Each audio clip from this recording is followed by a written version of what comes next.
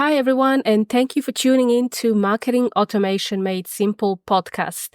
This is your host, Jovana from bumperleads.com, and I am on a mission to simplify the world of marketing automation for small business owners around the world so they can save time, money, and scale their businesses faster.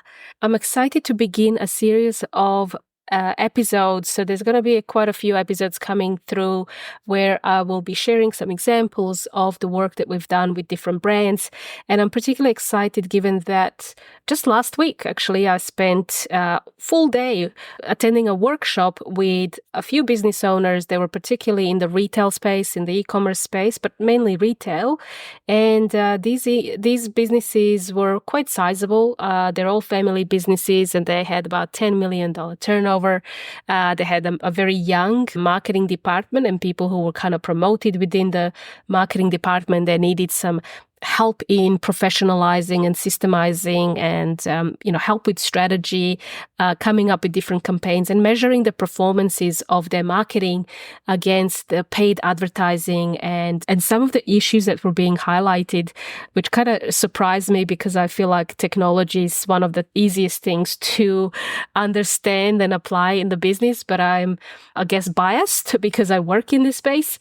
But I was really surprised to hear that one of the biggest issues for them were having systems that play nice with each other and having tools that play nice together. So these tools usually, they can be very expensive. And so they talked about this concept of having tech debt. They're paying for all this technology, but they're not getting anything out of it. And so I know that some of our listeners might be signed up to a platform, like a marketing automation platform or a CRM. They might be looking to sign up to different CRMs, but the big job really starts when you need to apply that in your business. And so I hope that the next few episodes are going to help you guys relate to some of these businesses that we worked with and how we would approach the implementation of the technology, of various different technologies, and how do we apply that in their business across sales, marketing, and operations.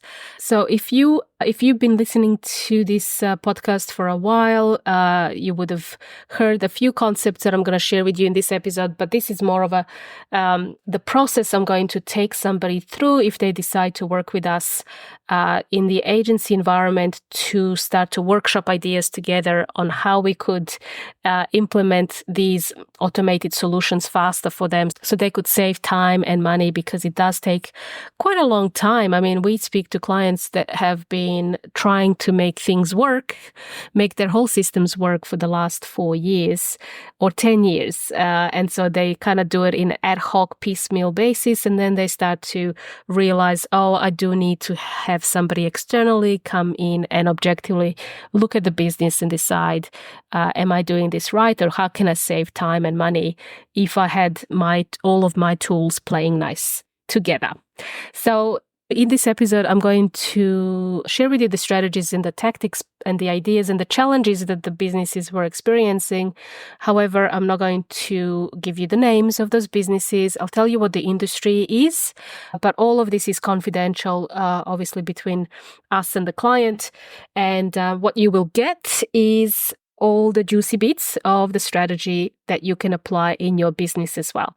So if you have a pen and paper, feel free to get that. Oh, well, we talk about pen and paper. I still use pen and paper for taking notes, but should be a transcript actually if you watch it through Spotify or any other. I think iTunes as well will now do free transcripts, so you could download that as well. All right, so let me start with what we do normally first when somebody decides to engage with us and decides to hire us for the strategy piece. So all we want to do is really focus on how can we put systems in place to help them manage their marketing and sales operations with ease. And how do we make it cohesive? So what we call our strategy, we have a name called the Bumper Blueprint, which essentially is a marketing growth system. That's what we're essentially looking to build. And before we touch any tool, before we start digging in and creating or implementing or building, this is the first step that we would do with all of our clients. And I would recommend that you guys do that too. Before you start looking at any platforms, you might look at them to get ideas, but 80% of the problems that people have with these platforms is they don't know how it works for their business. So what we need to do first is understand, what are we trying to do? What are the objectives that we want to get from our marketing system that we want to build?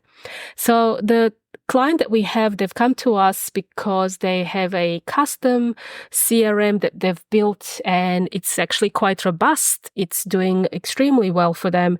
It's giving all the salespeople the tools to capture information about leads, follow up with leads. It is a bit manual. The system is built in such a way that it's producing nice reports, and it's integrated with different external tools that are industry specific. So if that is the case, I would say let's not disrupt that. So that's working really well, but how can we improve that?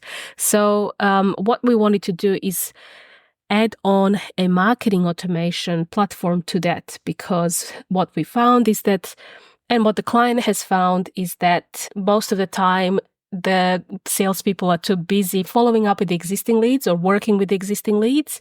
And so the new leads that they're marketing or they're trying to capture through the website or through their marketing channels, they're not being nurtured. And so that is the power of the marketing automation software. So if you're looking to sign up to HubSpot, or Campaign is the one we like to use here, and or Salesforce, Pardot is a very expensive one. If you are using any of these tools, you will definitely see two different offerings they have. One is for sales, which is a CRM, and one is for marketing, which is usually a marketing automation platform. And so the client that has come to us wants to continue using the same CRM, but they want to tack on the marketing automation. And one of the key objectives we've identified is that they want to increase their sales by 30 to 50,000 per month. And you can do that by capturing all of those leads that are coming in through the website, and that nurturing those leads, giving them enough time so that the salespeople can follow them up by phone. And I'm sure that any salesperson does not want to sit on a phone call with somebody that is not primed or prepped to hear about the offers, to say yes to signing up, or signing the contract or paying. So it's a really nice way of easing that, making that sale easier for the salesperson, but also for the customer as well. They also wanted to reduce manual admin work for all of the staff. So they have receptionists, and they all kind of double up. There's a lot of double up in terms of how they do things internally. So then we talked about the current situation of what's going on in the business. How do they currently qualify and capture leads online? So one of the key things we do is we'll test the website as a lead, as a customer. We'll find any friction points on the website, what could be causing anybody to jump off the website and not buy. We also are looking for opportunities on how we can capture more leads and how we can nurture more leads into customers. The second thing we're looking at is how do we help staff save time and sell more? Because the existing process is actually quite long and arduous. And so they want to introduce automations to save time for sales staff and increase revenue through automated email follow-ups that they want to send to the right customer at the right time. It is a very time-sensitive solution that they sell.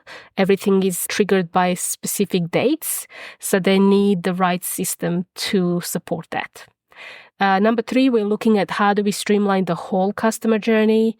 At the moment, there are people in the business that manually get involved at certain steps in the process, but then there are some areas where they don't have to be manually involved, and you can use technology to help you with that.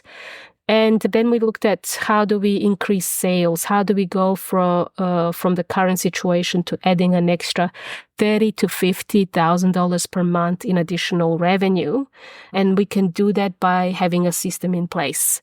And it's not much. 30 to 50,000 is not much for a business. However, we do want to use the technology to give us that return on investment, to give us the ability to generate sales, not just save us time and money. So if you've been listening to any of my previous episodes, you would have heard of the concepts that I'm talking about, which is how do we create a custom experience loop that will make this marketing growth system work for us. And so there are three things that I look at. The first thing that I look at is how do we make it easy for customers to buy from us before they make a purchase? How do we make it easy during the purchase? And how do we make it easy to buy from us after the purchase? So there's really three key stages if you are creating any automated system for your business, is to look at one customer that you love working with, and then creating a journey that you want to create for them, a desired journey that you want to take them through to purchase. And for this particular customer, we actually had two different types of customers. One is, say, a lawyer, in this case. They are a small law firm. And then on the other side, we have different types of lawyers who want different types of products. So they might actually be interested in the printing only, not necessarily for a solution that the customer offers. And so we have to bear in mind that these two different types of customers are now going to create a bit of a complex system for us. And we need the right technology to support the segmentation that we want to implement. So if, let's call this small law firm client a lawyer, let's call them Scott. And so he runs about 33 cases per year and doesn't have the time to manage all of those case requirements. And then we have, on the other side, we have Penny, who is only interested in ad hoc case requirements and really just needs print-only solutions. They're usually self-employed. They're not part of a firm. And so these are two different customers that we need to make sure that we deliver the right offering to at the right time. So that's next step we start is really looking at segmentation with customers. The segmentation is quite in-depth. It also includes the testing that we do as part of the workshop with clients. So before we talk about the strategies and come up with recommendations, we'll do all of the workshopping with the client. And then we find the best ways to segment audiences and products. And that becomes the blueprint for us to create the solution that can be integrated with the custom CRM. So we often see customers hire developers or programmers to do this. And some programmers are really, really good. They know the triggers and how to use tags and custom fields and how to ensure the API calls are being delivered. Sometimes API call might say create, but they might forget to actually add a rule that says update existing contact. So there's some really small nuances that can make or break a good system. And so segmentation is somewhere where we spend a lot of time with clients. And the things that we look at are statuses of contacts, of customers, of leads, the timing of those statuses, how often do they convert or how active are they? We look at their behaviors or the behaviors they don't take. So if we capture all the behaviors, then we know when we send something or we have a salesperson follow up with somebody by phone and there is no other action, we know what to do then. So we want to know how many are active, how many are inactive. We want to know the sources, where people are coming from. Is it the website? Are they social media? Are they a referral channel? We want to capture as many sources as we can.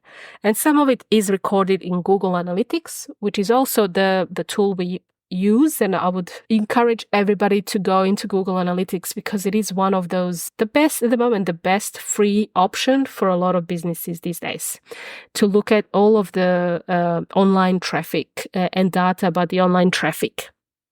So once we look at Google Analytics, it gives us like this general view of your customer. But we don't know that it was Scott or Penny who purchased from us. And that is the difference. By having a CRM or a marketing automation platform where you capture those leads, you can then attribute the actual conversion of that lead to becoming that customer. So then I would definitely say that that's also an important part where your tool must be able to distinguish between a lead and a customer, and then the products that they buy. What type of things are they interested in? And also, what type of, if you are capturing business information, how much of the business information can you capture a company name? That would be a bare minimum of what we would expect. So we spent quite a lot of time in there. And by the way, this presentation, it has about 60 different slides, and I'm only on slide 8. So we can imagine the amount of work we do before we even start talking about the tools. And then we capture the existing landscape of what the we call it tech stack. What does it look like today? What are the limitations of all of the tools and systems, including the website that they use? If you have a custom website, you might have some challenges. You might need to hire a developer to start engaging with us to help with integrations. And then we have to ask ourselves, how much integration do we want? Because we can get so much information, but we could be limited by the budget. You may not have budgeted for an integration partner to come and help you pass data through to CRM. And from here, we actually then start going into specifics of how do we capture these leads? How do we bring more leads to the business? So we look at the current forms that exist on the website. How do we improve those forms? And is there kind of a nurturing funnel that is available for that? So in this particular example, we actually have an existing form that asks for a free estimate. So it does ask for a lot of information. And what we don't have is we don't ask for the due dates for specific cases that have to be submitted. And sometimes these reminders are very time specific. So that's what we've identified through the process. And then we've also mentioned that once somebody sends an inquiry, you're usually greeted with a very boring message, something that it's automatically generated by the system. So you'll often see, if you've subscribed to anything, you'll see a message that pops up, submissions success, or your information has been captured. There's a green tick. And so I think that's usually a missed marketing opportunity, and you guys can really capitalize on that. So if you have, if you're in the B2B business or service-based business, even e-commerce business, you should really look at doing some kind of a 90-second video welcoming the new lead that's coming through the form, giving them a bit of a snapshot about who you are, what you do, and then giving them a choice to actually book an appointment with a salesperson rather than wait. Usually you get this 24-hour or 48-hour wait from an inquiry. You might want to get somebody who really, really wants to talk to somebody, an option to schedule a call. And so from there, we decide on the amount of emails we want to send from here. So we want to make sure that people who have submitted any type of forms that come through websites or are being added into the CRM, you want to make sure that they have opted in to receiving marketing communication. And you can do that by asking them on the phone. You can say, hey, from time to time, we'd like to send tips on how to stay up to date with certain things in your industry. And if they say yes, make sure you capture that on the system. You can check a box. You can then write a note saying, I've spoken to so-and-so, and they said yes to receiving newsletters.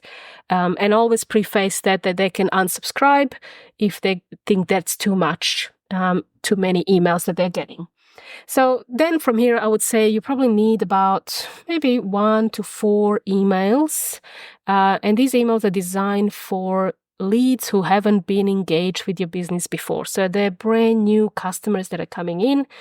They haven't done any business with you before. They might have heard you on a podcast, or they might have read something from you. So they just need a bit of education. about who you are, what you do. So that's what I would say the content really here needs to be. All about you, your social proof, testimonials, and the problems that you solve for your particular target markets. And making sure that you cover those two different customer groups that I've just described. One is a firm, a small company, and another one is a freelancer, lawyer in this case, who actually wants to do some very specific work, which is print only. They're not interested in anything else. So we want to be able to quickly identify that. And this is very important to do early on when people are coming through the website or it's the first time they're engaging with your brand. This is the best time to start segmenting those leads. And we want to make sure that if a customer comes through the same form, that they are not given the same nurturing as well. So this is where we would spend time talking about the different levels of segmentations. How do we segment? Do we use tags and custom fields? Do we use some geo-tracking and things like that? So then I would actually recommend how do we simplify the process, because currently this particular client, they had a very boring looking form. And I think most customers really, or leads on the website these days, don't want to be filling out long forms, boring forms. Maybe unless you're a lawyer, you probably want to do that. So how do we make this a bit more, I use the word gamified? How do we make it fun for somebody to fill out a form? So I would recommend that we look at maybe splitting that into 2 steps or 3 steps, so that a customer can see the progress of how they're tracking on filling out the form, and then maybe sending them an SMS and an email to say, hey, thank you for filling it out. This is what to expect. And then here we can also use an opportunity to cross-sell different products and things that you're probably hiding on your website, and the lead hasn't really read anything about that. For this particular client, we thought, this is an important form they're filling out. So how about tracking if it gets abandoned? Do we want to follow up and remind somebody who has abandoned the form? So that can work really well for new customers that are coming in that don't exist in your database, in your CRM. If you can split the form up into 2 steps rather than 1 step, then you can capture the first name and email address, and they can hit next.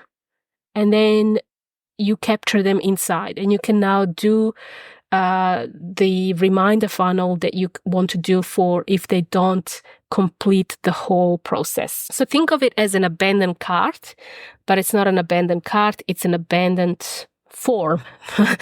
And you want to make sure that they fill it out, because you need that information in order to provide a quote, for example, especially if you're in a B2B services-based industry. And so from here, we start to have hygiene automations, and I like to, let's call them admin automations, things that can track time.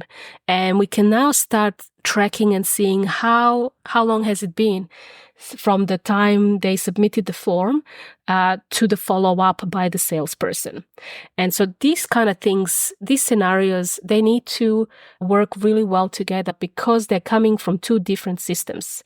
Like I said in the beginning, this particular client had a CRM, a custom CRM that they've built, and now that custom CRM has to pass some information to their marketing automation tool, and they need to be able to pass the activity of the particular lead, and they need, to pass the due dates, any type of statuses that we want to know, so that we can use a marketing tool to follow up. And this is very also common. You're probably thinking, oh, can they not use their existing CRM? Well, it's a custom, as I said, it's a custom built CRM. And these are the things that haven't been thought through. And then some things that were being added on in the past are actually quite manual. They're not automatically triggered.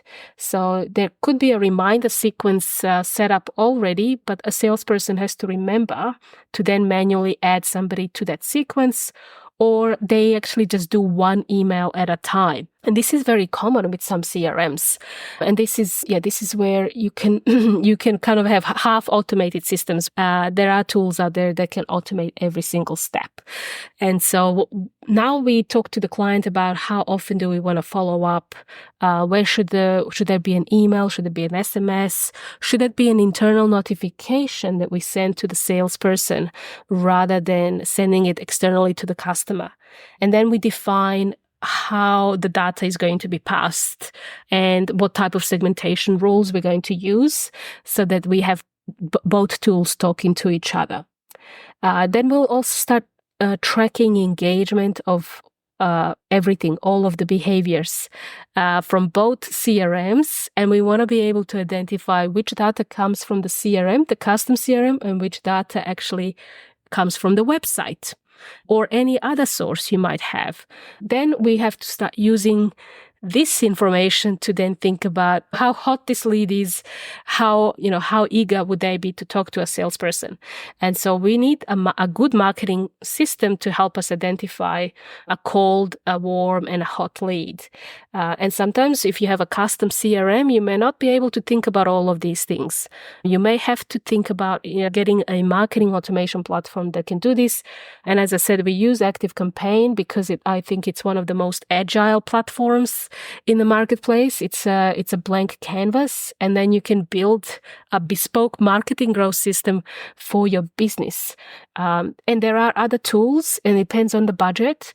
It depends really on the budget and how much you want to do. But I would say ActiveCampaign is probably one of, the most affordable for a small business to start playing with all of the features that they can apply in their business to build a marketing growth system. I'm not even halfway through this presentation. And as you can see, we are just covering the lead section. We're not even talking about what happens when somebody signs up with you. So I'm going to move on because there's quite a few different slides about the leads, and that would be probably 30% of our strategies. How do we ensure that we have a good working lead conversion system? Once they become a customer, this is where we also want to make sure that we have data that's being passed through from a custom CRM, because the salesperson in this scenario will actually manually update information in the custom CRM. So we want to make sure that that information is passed across to the marketing automation tool so that it gives the indication to the tool to move them from being a lead to then move them to being a customer. And once they're a customer, they get different types of messages. And so when they get different types of messages, they might get something like welcome aboard type of message. It could be a series of emails that they get delivered. In this case, there is an SMS as well. And they might get emails that will talk about what to expect. This is the first step after you sign up. And then maybe a week, depends on the business. Again, you need to define that in your own business. You might want to wait 1 week or 1 month, but you can set up an automated sequence to nurture your existing clients. And there is a really good book that I would recommend that you guys get, which is written by Joey Coleman, and it's called Never Lose a Customer Again. And in this book, Joey talks about the importance of 90 days and the importance of ensuring that every new customer that you capture and that becomes a paying customer in your business, that you have 90 days to ensure that they are happy with your service. And so make sure that you're front of mind with your new customers from day one, whether that's by email, whether that's reminding somebody to touch base with them by phone. We can use the automated system to do all of that. And then from there, we can then get more granular. We can start passing more information about specific cases, especially in this scenario. We have lawyers, so they might have cases that they're working on. And we want to make sure that we remind customers about certain dates that are approaching for the courts that are being managed by the client. And so that data then needs to work in both ways. It needs to be what we call a two-way sync between the custom CRM and the marketing automation platform. So when you are building an integrated solution, we have to ensure that it's going to work both ways. And sometimes it doesn't have to work both ways. Actually, majority of integrations could be a one-way sync. One system just passing information through. If you are looking to build something, what I'm presenting today, it's actually more complicated than what the majority of clients we work with need. And so for this particular client, if they have a custom CRM, so it does get a bit more involved. It's not a straightforward integration. So then we would set up systems in place to win back customers if they haven't been, if they haven't purchased from us, and if they've just done it once, how can we get them to buy from us again?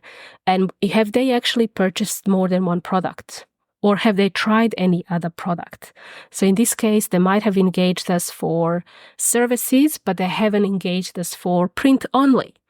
And like we had in two examples of the customers, the names, Scott might be interested in the service, but they also might be interested in the print-only solution. And so we want to be able to tease that out of them through good email copy, or salespeople might make a note in the system. And once they do that, that becomes a trigger for the marketing automation platform to capture that information. We can then as marketers, we can do something with that information. Then we want to make sure that we have a system in place to ensure we send surveys or ask for reviews when a project is completed.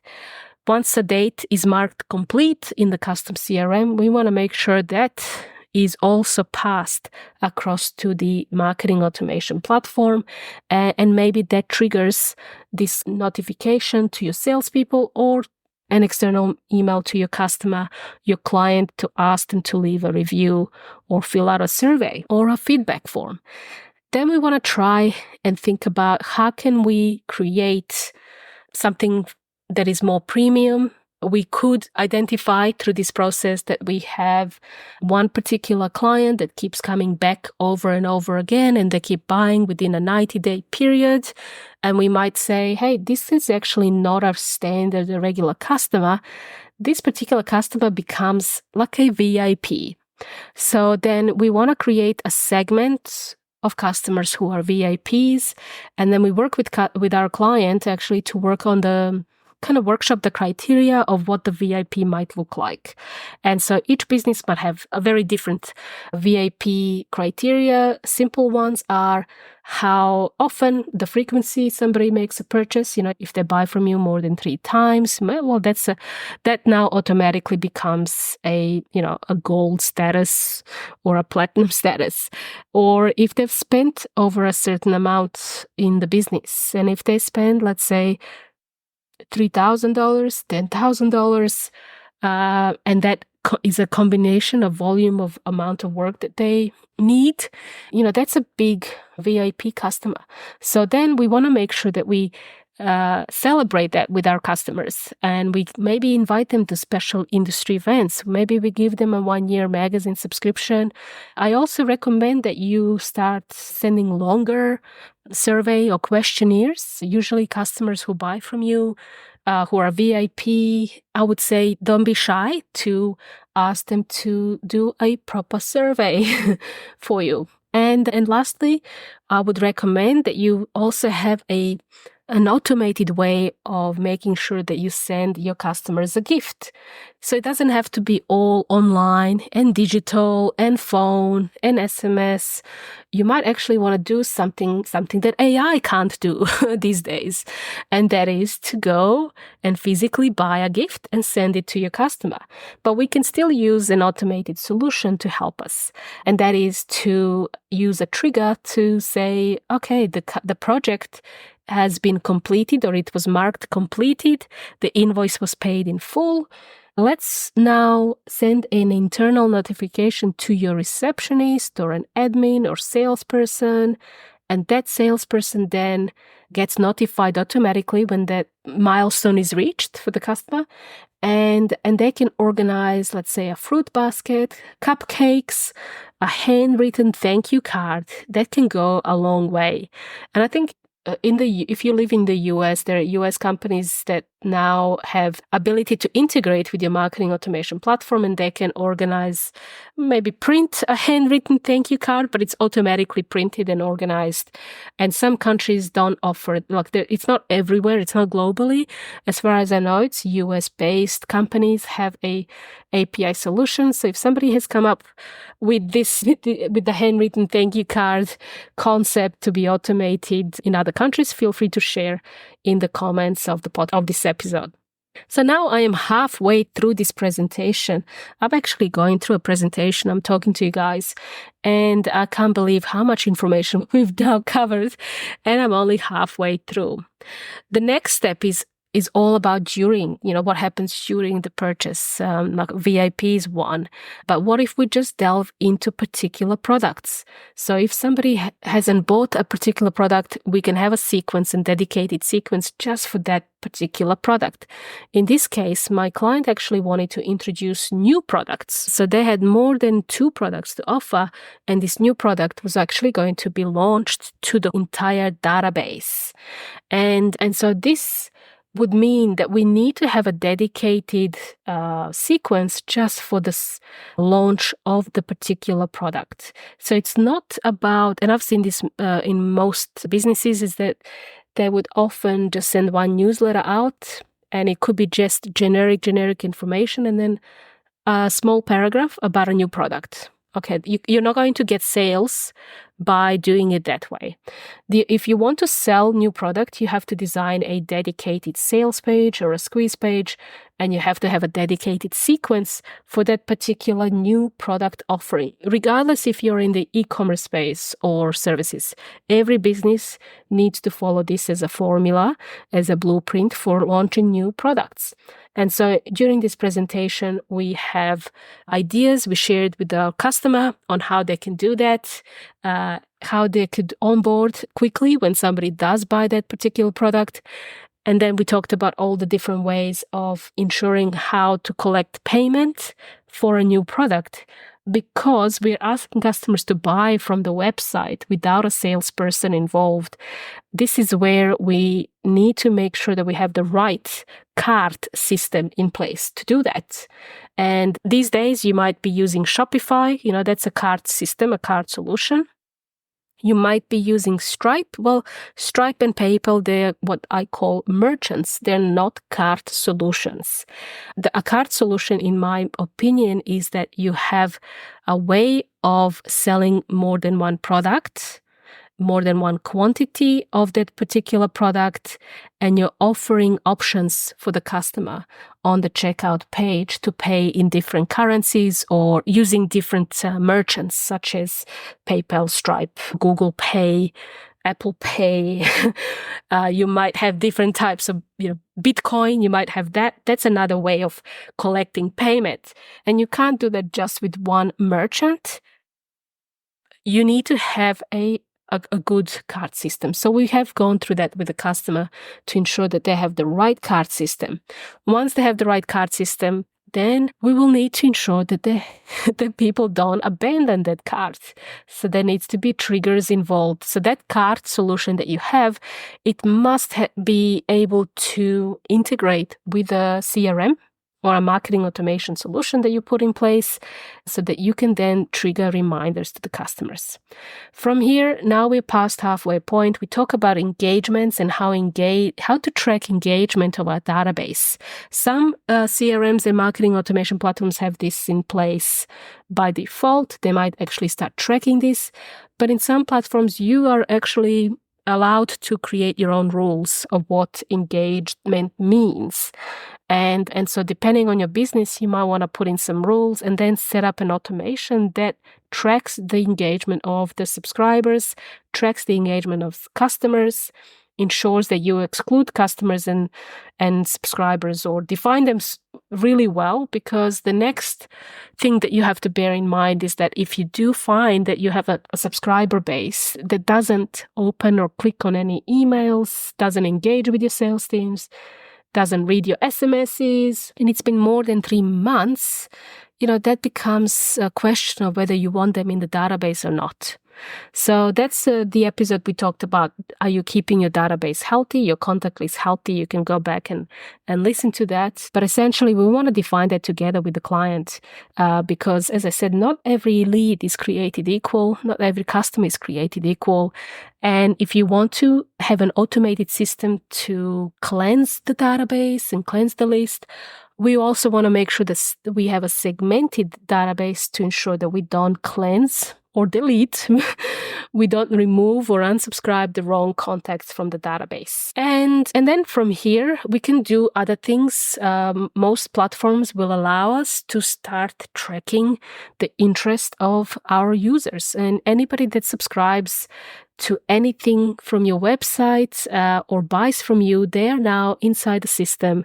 And most systems will allow us to start tracking them, tracking their behaviors on the website, on our website, and tracking their behaviors outside of our website, and being able to present different messages on social media. And so that's called retargeting them on different channels. So that's something that we then specifically go through with the client, depending on their website and how specific we want to go.